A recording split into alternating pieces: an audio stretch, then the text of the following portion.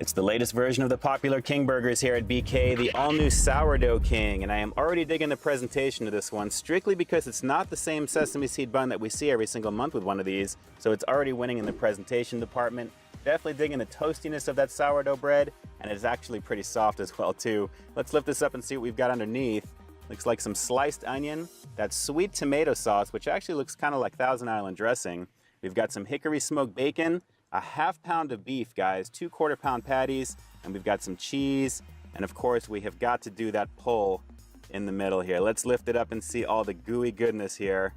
Decent, guys, very decent as always, and very cheesy as always. On the very bottom of this one, we've got more of that sweet tomato sauce, which again looks very similar to Thousand Island dressing here. So very simple build on this one, but man, the smell definitely smells pretty fantastic. And as always, I'm excited to bite into another version of the popular King Burgers here at BK. This is the all-new Sourdough King. Let's peep out this flavor. Now, while this one is part of the Bacon King family, it definitely feels different because of that sourdough bread. Let's dive in. It's the all-new Sourdough King here at BK.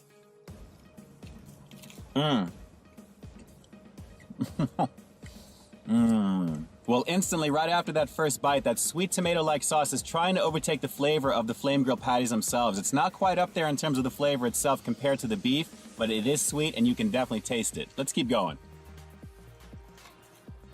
All right, now that bite was actually sweeter than the first one, guys. I got a lot more of that sauce that time, and I gotta say, it is still very, very sweet. But thankfully, the hickory smoke of the bacon is adding to the beefy flavor of the patties themselves. But guys, just be warned, it's a little up there in the sweet factor. As always, these King Burgers are a beefy situation, as you can see. They don't skimp on the amount of beef in here, and when you've got a half pound of it before cooking, guys, you can see it takes up a good chunk of the sandwich, and I'm down with that. And although I can't really taste the sourdough too well, it's really more for the presentation of it here. I do like the way it feels while I'm biting into it, and I gotta say, overall, it's just as tasty of a King Burger as most of the other ones have been. That bacon is pretty crispy, and the onions are actually adding some additional crunch, so that's actually a nice touch.